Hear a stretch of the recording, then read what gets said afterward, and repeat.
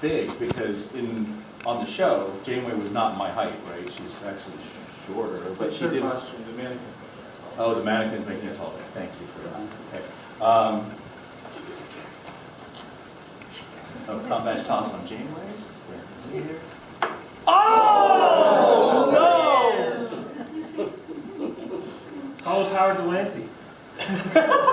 By the power of the Lancet, yes. Okay. Yeah, the combat toss. These uniforms were a wool blend, which was really bad on sweat. It was very hot. It was very tight.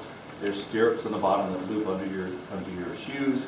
They're designed to fit and look perfect while standing, but sitting, forget about it. That was another problem. So when you sat, the uniform would draw up in the crotch, Delancey area. It would just come right out there.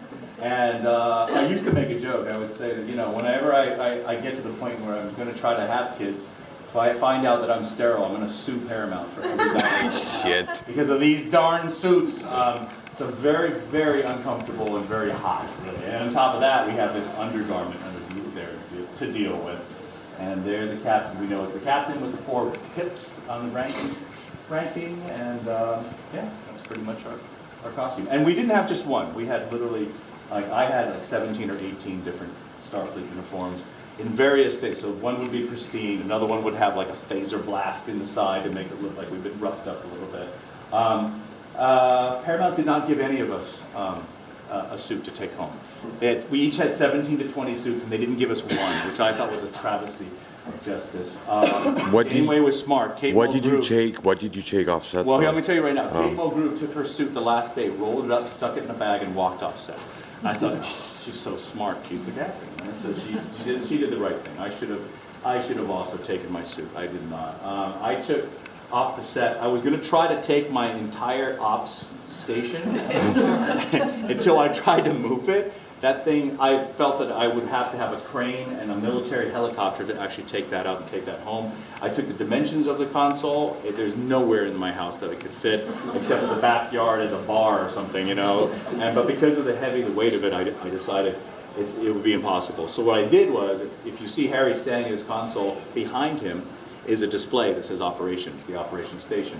Harry was 2 officers in one. He was the operations officer and the communications officer. In Next Generation, we have an operations officer, Data, but no communications officer. In the original series, we have a communications officer, Uhura, but no operations officer. So I like to say Ensign Kim is a love child of Data and Uhura. So that's what you get. But I took the entire operations, the actual display itself. I've ripped that off of the wall, and I have that at my house. And that's the main thing I took. Because Bob Picardo had gone through and taken everything else. So before I got to it, because he wasn't working. I was working on the last day.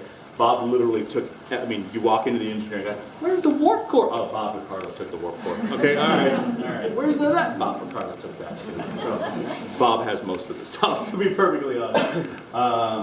And I think is there anything else in here? No? What is that? Oh, these are Voyager stuff. Okay, so this is Voyager. All the phasers from each of the series, they're all a little bit different, right? So this is the Voyager phaser. It's a Voyager tricorder. And once again, this is a PAD, P-A-D-D, Personal Access Display Device. And once again, I said earlier, Robbie McNeil made fun of the P-A-D-D by calling it a PAD, like that. We would do tricorder battles. What we would do is the tricorders would be in a holster on our side, and what we would do is we'd stand there like the Old West, facing each other, and the first person to take the tricorder out and flip it was the winner. So we went like that. So we would do that. And when you were asked, sir, who was asking about what did you take from the set? Was it you? That was me. Yeah.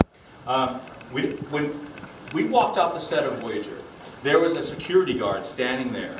This is us going back to our trailer in between shots, who would sit there and go, with the props master, phaser, tricorder, pad, they would take everything off of us. Even our combat was taken off. Seriously? As we went to, yes. Like a weaponsmith? Yes, and this happened for one reason and one reason alone.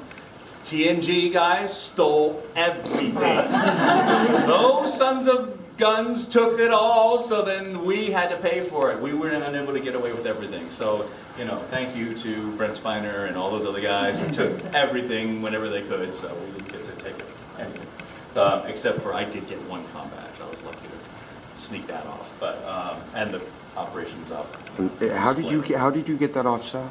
Oh, they allowed me at that Oh, point. they allowed were you like, at that yeah, point? 'cause it Oh, was you the end didn't of the like show. sneak in your car or anything? No, the funny thing is, I was given permission to take a bat lift home.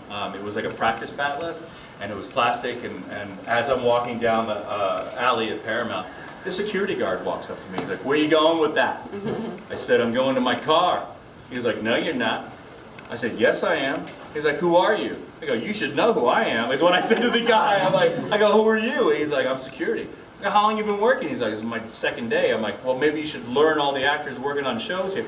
He wouldn't let me go. He took me to the security office. We had to wait to speak to the head of security, who was in another meeting, to get me cleared. And I was so mad, especially because this dude was Asian American. I'm like, "Help a brother out," you know, like that. What? So, yeah, we really didn't get to take anything off. But yeah, this is Voyager stuff. What is this? That's not the mobile emitter. What is this? It's a cortical stimulator. A what? A cortical scout. Oh, so it's the doctor's cortical. It actually still works. Yeah, what is this That exactly? would be a cortical medical device. Okay, used by the doctor, right? Probably. Presumably, yeah. So you stick it on the temple or something, Yeah, one and it of those starts types of things, spinning yeah. around. Okay, excellent. Thank you so much. And I think that's pretty much it, right? No clarinet? Come more. No clarinet, yeah. Maybe come more Voyager characters to the percussion. I'd hope so. That'd be wonderful, right? If you see Jerry Ryan, that means you could see maybe Captain Kim show up or something, right? You know? That'd be funny if he's still in that set. I'm still in that set. No, that's my entrance. I walk in. I'm still in that set. Maybe then Yeah.